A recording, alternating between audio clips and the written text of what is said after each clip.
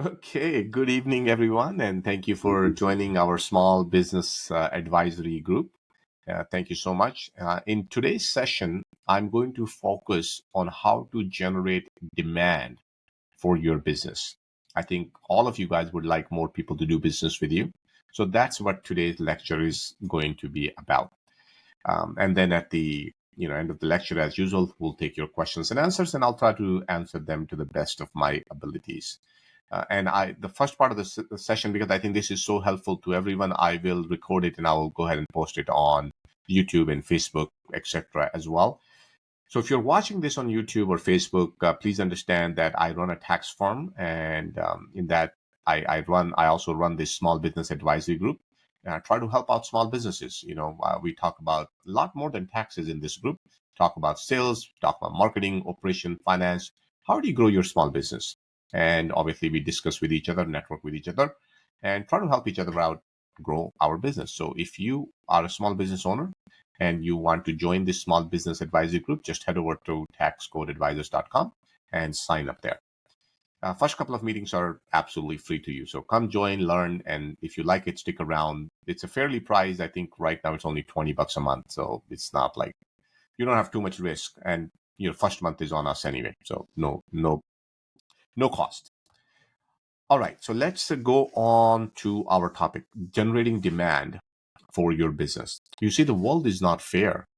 Some people are making a lot of money, and some very talented people are not making as much money. So, one of the things you want to ask yourself is if you take a look at your current talent, your knowledge, your background, your ability to serve your customers in whatever field you are in, whether you're an insurance agent, realtor, you have a retail store, maybe you're selling some supplies, maybe you have something else you're doing, or maybe you have a startup software, whatever it is that you're doing, and you compare yourself with some of the other people out there. Do you see some people who are less talented than you and still making good money? Of course, there are people like that. I mean, there are tax firms out there who makes more money than us, even though we feel that our quality of our work is 100 times better than theirs. We have better strategies. We work with our clients better. We serve them well. We, you know, try to exceed and deliver a lot of value. Still, why am I telling you that? Because I think that's relevant in every single field. So no matter what you do, there are people out there who are less talented than you and they're still making money. So don't let talent hold you back. Don't think like, well, I'm just new. I don't know this stuff. I need to learn more. That's why I can't make any money. Get rid of that mindset. See, profit in business is not distributed fairly based on the value or of a risk of a business. I mean, think about it. How many risky businesses that you know, and you take a look at their stock price and it's just going and going and going? And how many businesses that you see are not even generating any profit and their stock price is just flying every single day? I mean, how are they able to do that? And I'll answer all this, but I want you to think about that for a second. See, the profit from a business. So when we say profit, what do you think? What comes to your mind? So take a minute and think about it. Most of you guys will say, well, profit means that I have revenue and I have my next expenses and I get profit. But that's not really true. I guess that's true in an accounting sense, but not so much true in a business sense. See, profit comes from demand and supply tension, where demand exceeds supply. So if there's more demand and less supply, then all the basic fundamentals of business disappears.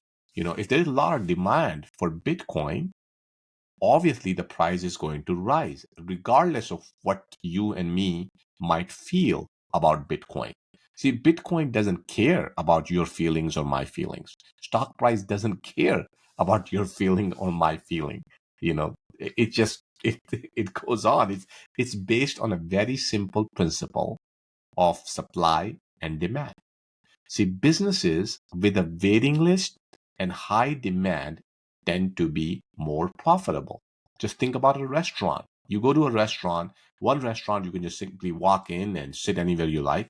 And another restaurant, you go out there, they have someone at the front desk, and they're like, oh, just hang on. We have 20 people in waiting. Be about 30 minutes. We'll call you. Now, these kind of restaurants typically are more profitable.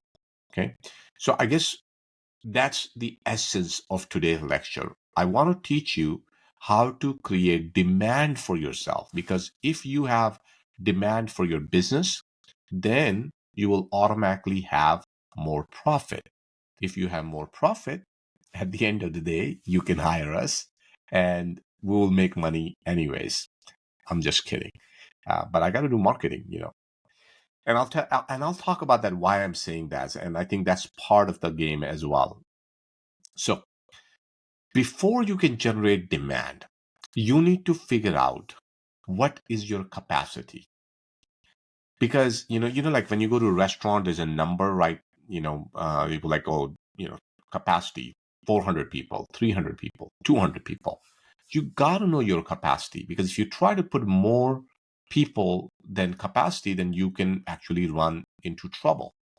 And if you don't have close to that capacity, then you will also run into profitability issues. So that number of capacity is extremely important for small business. So if I were to ask you, what is your capacity? Would you know the answer today? Okay. So let me give you some little bit more background on it. So capacity is the number of people you can serve while leaving them feeling happy, delighted, and willing to make referrals to you. Like these people absolutely want to do business with you. Let me get a little bit political here. You know, Trump versus Biden. Our country is always divided. Okay, but the other 50% always hate the other 50%. They think that person is so wrong. But who cares? There is a demand for both of them. That means two people with an opposite view can survive and still do very, very well. So it is crucial for you to determine how many clients or customers you can effectively handle per year.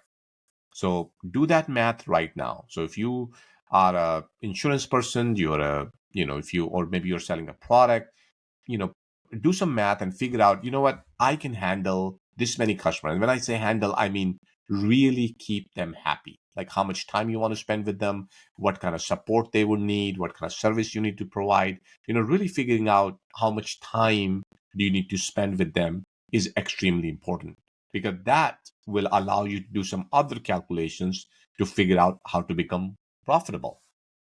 So let's move on to the third part now, which is, how do you create demand? So a lot of time, people, business people think they are in some sort of market. For example, if I'm a dentist, well, how many people need dental work? So they are in market. How many other dentists are there? Or there are people, let's say if I'm an airline, well, how many people are flying? That kind of sort. So now what happens is, I want you to think about this for a second. So let's say you go and you take a look at some of these major brands like Gucci or Versace or Rolex, some of these major brands, even Apple for that matter. Although I think Apple has become such a consumer brand now, it's almost like cereal. Everybody got to have it. So maybe that's not really such a good example, although it's a good example for demand. So if you take a look at some of these companies, I mean, you can buy another bag out there that is very similar to Gucci or Versace, right? You can find them, and these days the quality has become so good that, more than likely they're probably just as good. But still, one bag cost only, $20. Another bag can cost you $2,000, $2,500, $5,000, $10,000. Um, why is that? Why does that happen? So see what's happening here is, you need to understand that who buys a product or service? It's your customer, and that customer is an individual, and that individual either likes you or don't like you. So I'm making this video right now with you guys, and I can think, well, there are people who might not like my accent. Maybe there are people who might not like the way I look. People might not like that I don't have a professional studio here. I just work out of my office, you know. And who am I, right? Did I write any books? Am I a professor at a big university? I can have all of these thoughts go through my head. Or I can think, look, I don't care. All I care about is guy or gal who likes what I have to say. There are billions of people on this planet Earth. I don't need to talk to everyone. I only not need to talk to people who like what I have to say. And if I can get enough of those people, then I'm good to go. I don't care about the rest of the market. I don't care how many people are writing books. I don't care how many PhDs are out there. I only care about my tribe. I only care about the people who want to do business with me. So it's all about the individual on the other side. Now, why is that important? So there is a psychology behind that as well. See, if you like, for example, Honda CRVs or Odyssey or whatever your favorite car might be, and you're driving, all of a sudden you will easily notice all the Hondas, but you will ignore all the other cars because that's what you like.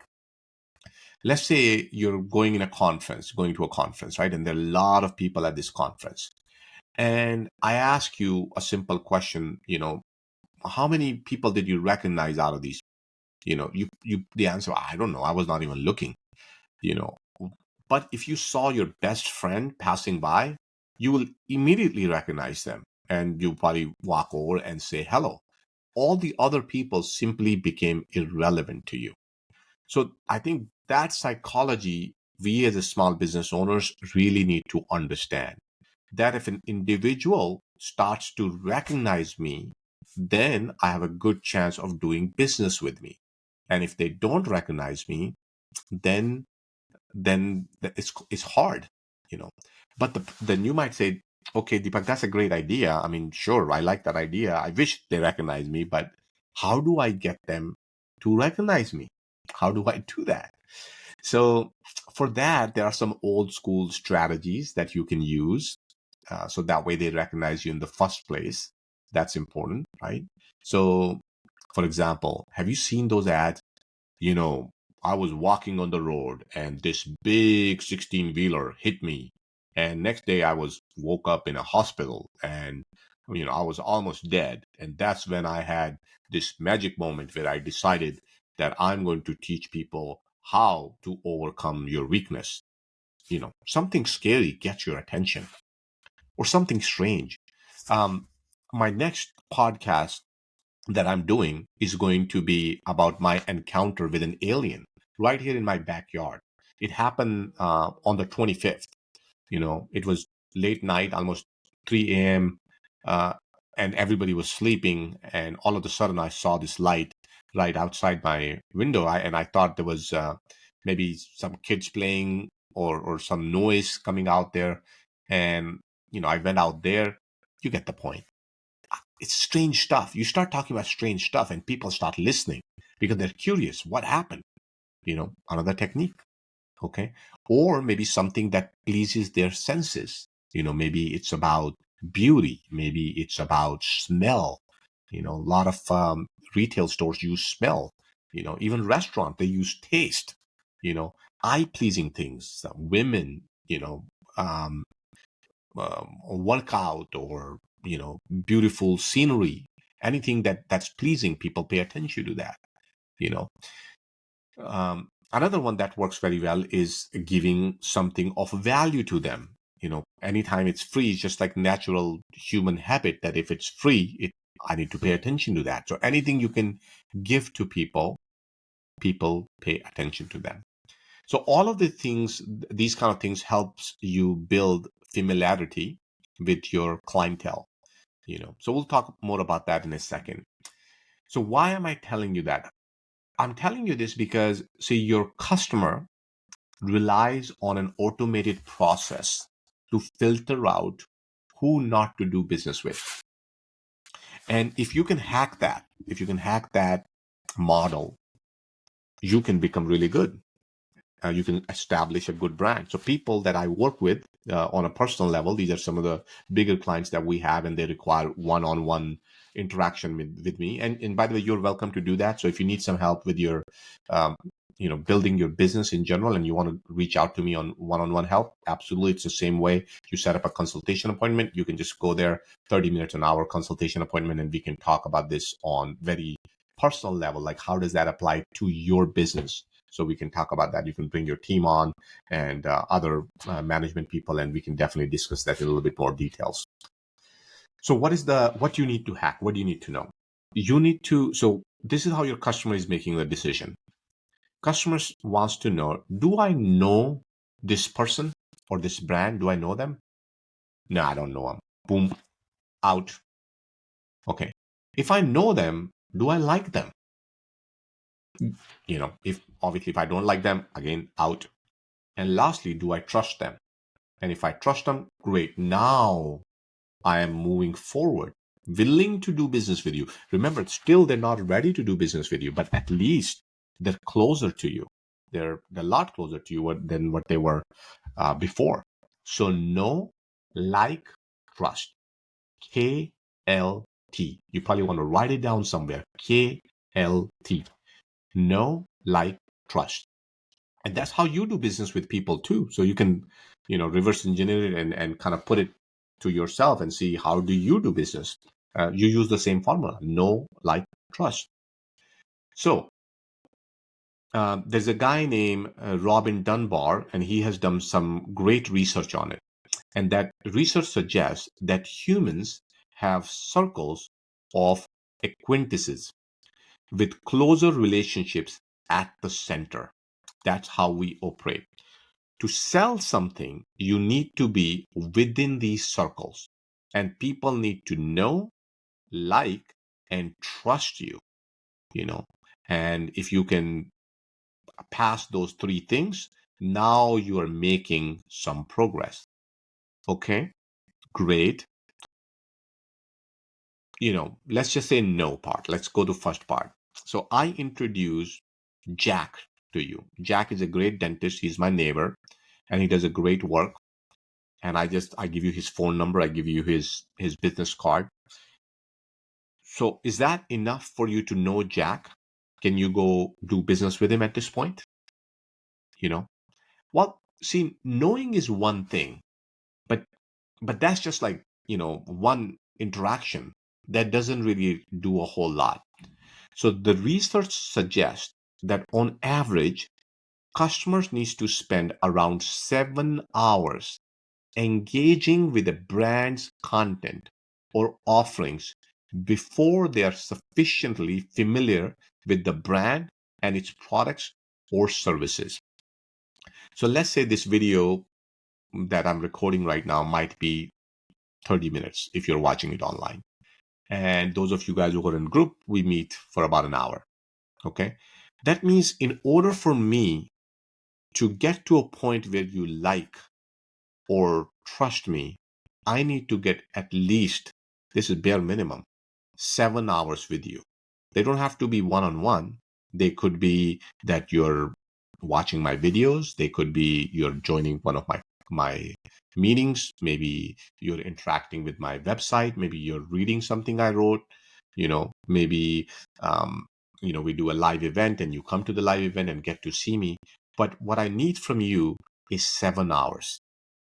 If I cannot engage you for at least 7 hours, I have no right asking to get your business. So think about that for a second, right? So you're a business owner. You want your customers to do business with you. What do you need to do?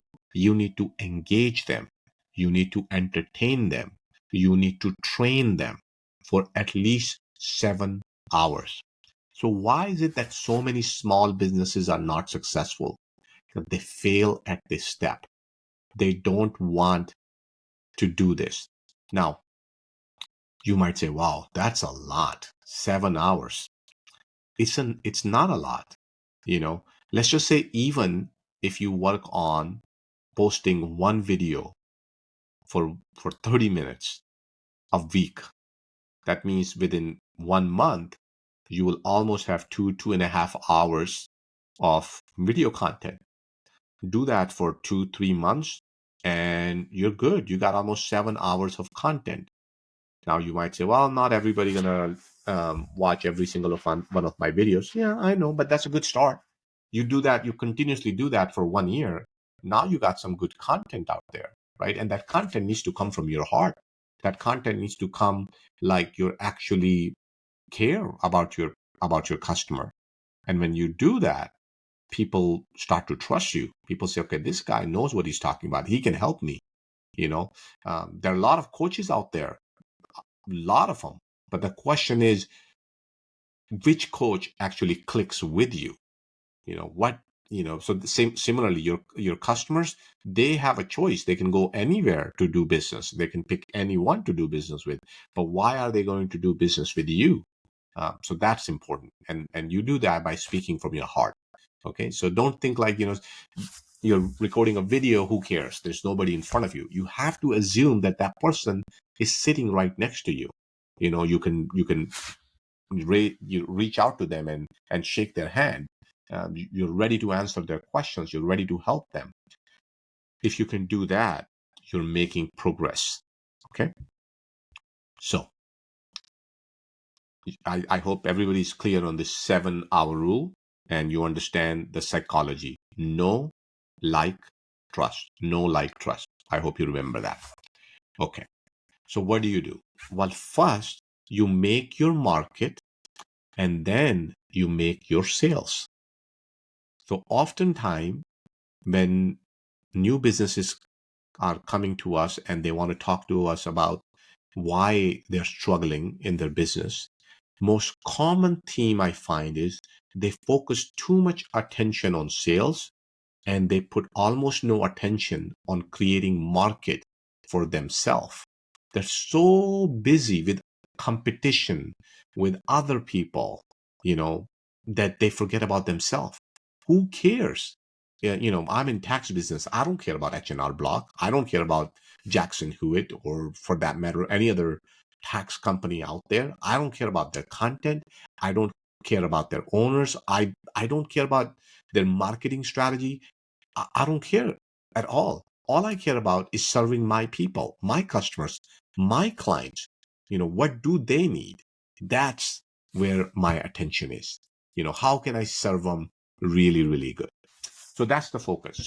So you need to shift your mentality and say, look, you need to market first and then make the sales.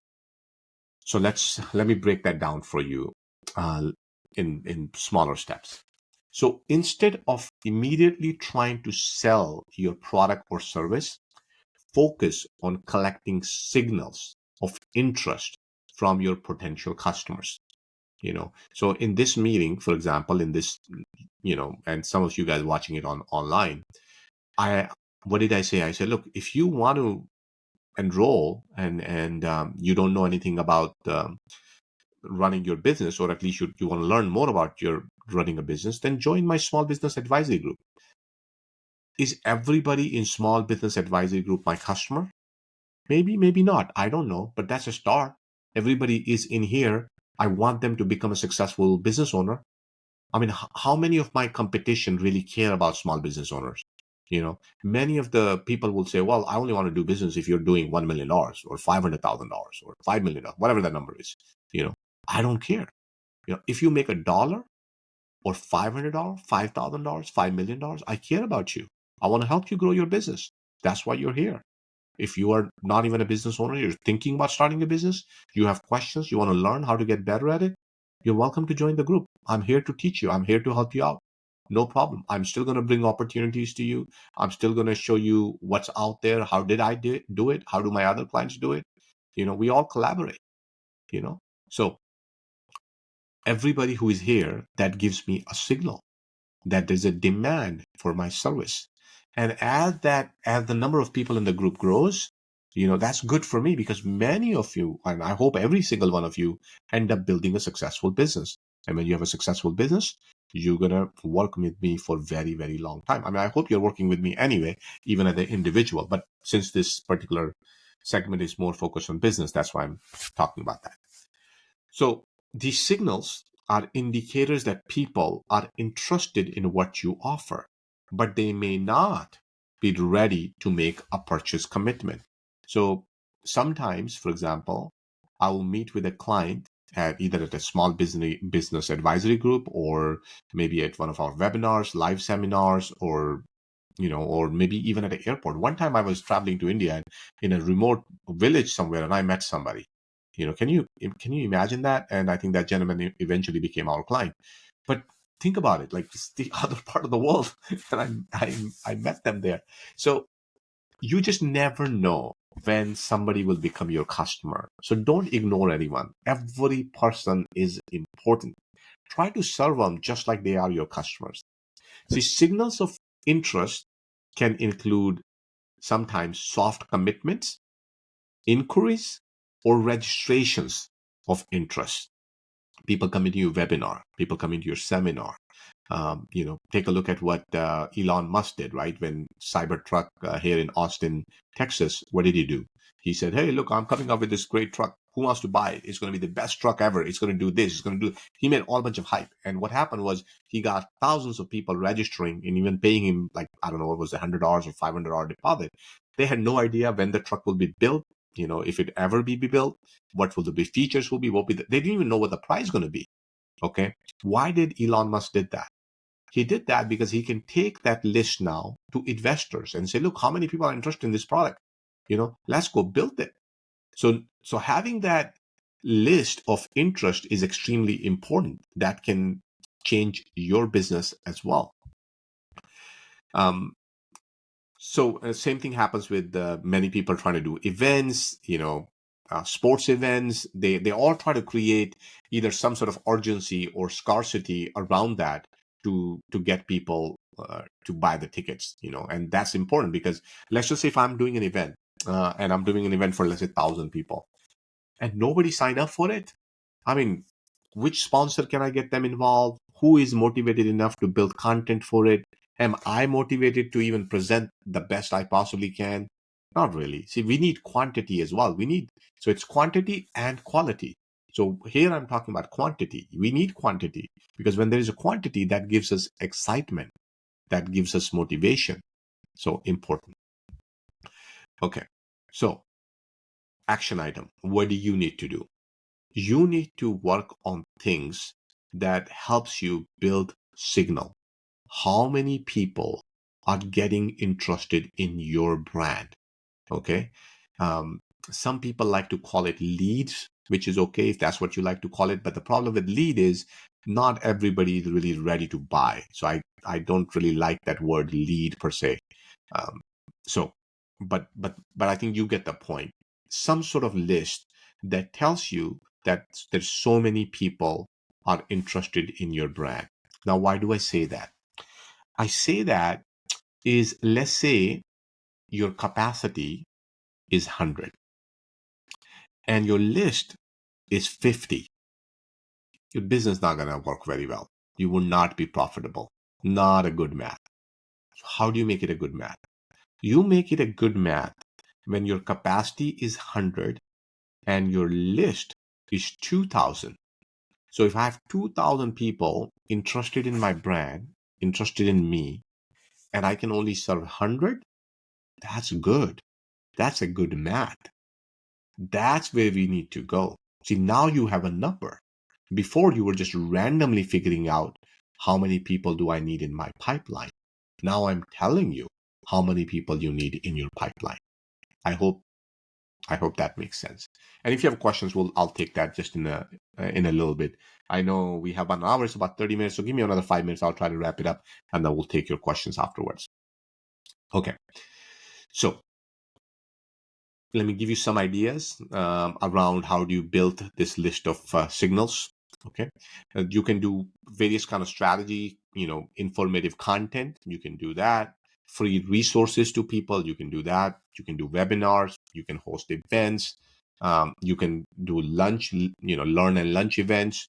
You can do, maybe you can sponsor kids sports league or something else, something where you want to get people to listen to you.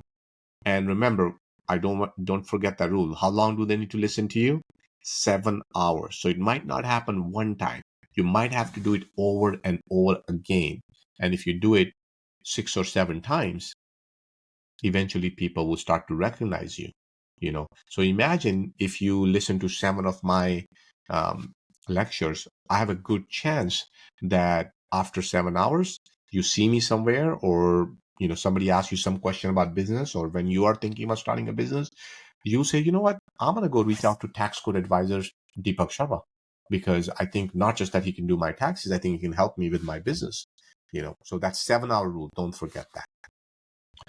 Create multiple touch points. So don't just end it after the webinar. After the webinar, find the goal is when the first interaction happened, the goal is what is this customer interested in?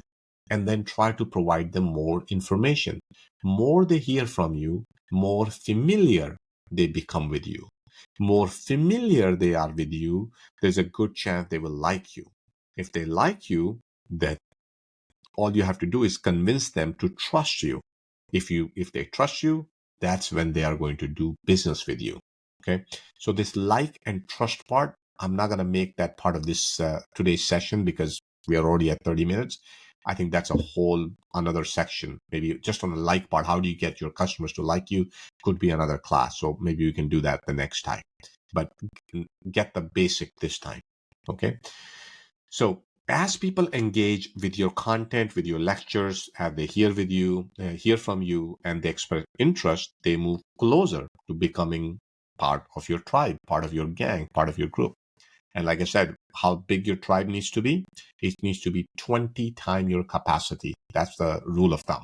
So very simple. That's the goal. So let's say if I want to say, let's say if my goal, and you can even work backwards. So let's say you might say, you know what, I want to hit $1 million this year. Okay, great. If I want to hit $1 million, how many tax returns do I need to do? Or in your case, whatever service let's say you sell insurance, maybe your commission is $5,000, $10,000. Do the backward math. To do that, how many insurance sales do I need to do? Okay, I got a number.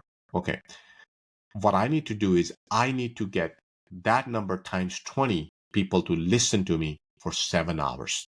And if you can do that, now you're making good progress. Okay. All right. Now, Google, everybody knows Google, right? So Google has done very similar research in a different way. What they say is that consumers interact with the brand 11 times before making a purchase decision. I guess if you're running some sort of online business, then this is an alternative to that. But I'm talking about personalized services, people like myself, you know. So what is this 11 interaction? What they're talking about is that customers tend to interact with the brand at least 11 times before making a purchase. These interactions can take various forms, such as visiting the website, signing up for newsletter, following the brand, like on Twitter, I guess what's called X now, or going to social media, reading reviews, maybe reading some emails, maybe attending some events, webinars, stuff like that. So I said 7 hours. They're saying 11 interaction.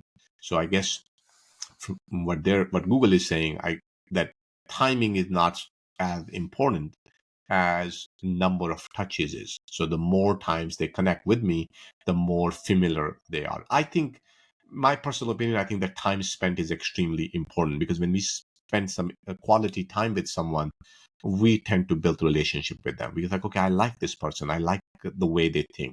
And that's very valuable. But anyhow, you can use both rules. You can use one or the other. I'll leave that up to you. But in my opinion, I think your goal should be that every potential customer spend at least 7 hours of interaction with you in any way you like. Okay. So I'm going to leave it at this, and maybe next time we can talk about how do you get your customers to like you. Okay. So those of you guys who are online watching us, once again, my request to you is you can go to Tax Code Advisors and just sign up for small business advisory group. So that way you start getting automatic emails for our meetups. And, we do have a waiting list right now. I think our capacity is full, so I might not let you in right away, because I'm trying to also figure out a few things on my end. A lot of you guys are from all over the country. Do I want to divide the lectures like into different sessions for East Coast, West Coast, or maybe state based? So I'm trying to figure that out, but no big deal. Still, please go there and at least sign up for the list and tell me where you're from and what kind of business you are in, because that will be very helpful. Now, our gang members, our group members, they are happy to make referrals, but that's not the reason why they're here. So I don't want to make it more like a networking group. That's not the purpose. The purpose is really to learn, how do we grow our business? So if you're on board with that, you're willing to learn, you're willing to help other people get better at their business, then you're welcome in here. And when I say small business, I'm talking about Uber drivers, Lyft drivers, DoorDash, 1099 contractors, people working out of their garages, people who have retail stores, doctors, dentists. I mean, all of you are welcome. Like I said, it's not like, oh, you have to have certain revenue or certain number of employees or so much experience in your business to join the group. All of you guys are welcome. So I hope you guys found the content valuable, and let's go on. And like I said, I don't claim anything that I teach to be my own. I learned it myself from other people by reading books, by joining events, by going to conferences. I'm just a filter. I'm just passing on what I have learned back to you guys, back to the community. So thank you so much for watching it online, if that's what you're doing. And I'm going to stop that recording here. You can just go to taxcodeadvisors.com to learn more about me and my services. And all of you guys who are live, let's take your questions. So let's see who is first. Okay, Mark. So go ahead. What do you want to know?